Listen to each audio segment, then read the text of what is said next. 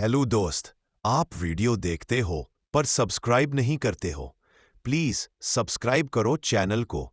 बहुत पुराने समय की बात है, जब पृथ्वी के नीचे पाताल लोक में दानव और दानों का राज हुआ करता था। यह लोक अंधकार, आग और रहस्यमयी शक्तियों से भरा हुआ था। यहाँ के पर्वत काले पत्थरों के थे और नदियां लावे से बहती थीं। दानव अत्यंत बलशाली थे, जबकि दानव बुद्धिमान और मायावी शक्तियों के स्वामी थे। पाताल लोक का राजा था महादानव कालनेमी, जिसकी ताकत से देवता भी भय खाते थे।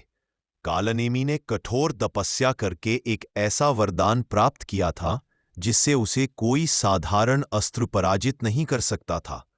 लेकिन उसके घमंड ने उसके हृदय को पूरी तरह अंधकारमय बना दिया। वह तीनों लोकों पर राज करना चाहता था। इसी समय दानव कुल में एक बालक ने जन्म लिया, जिसका नाम था आर्यक।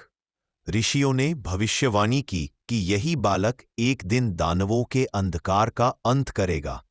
यह सुनकर कालनेमी क्रोधित हो उठा और उसने उस बालक को मार डालने का आदेश दे दिया।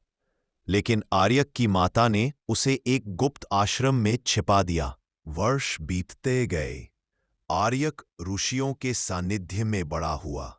उसने शस्त्र विद्या के साथ साथ धर्म, करुणा और सत्य का ज्ञान भी प्राप्त किया। उसके भीतर अपार शक्ति थी, लेकिन उसका हृदय दयालु था। दूसरी ओर कालनेमी का अत्याचार बढ़ता गया। उसने कई दानू राज्यों को नष्ट कर दिया और पाताल लोक में भय का साम्राज्य स्थापित कर लिया। अंततः वह दिन आया जब आर्यक ने कालनेमी का सामना करने का निर्णय लिया।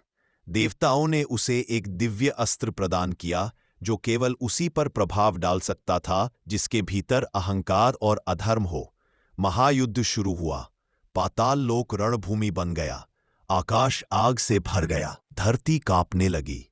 कालनेमी ने अपनी पूरी शक्ति झोंक दी, लेकिन आर्यक ने धैर्य और धर्म से युद्ध किया। अंततः दिव्य अस्त्र ने कालनेमी के घमंड को भस्म कर दिया। वह अपने ही अंधकार में नष्ट हो गया। युद्ध के बाद पाताल लोक में शांति स्थापित हुई।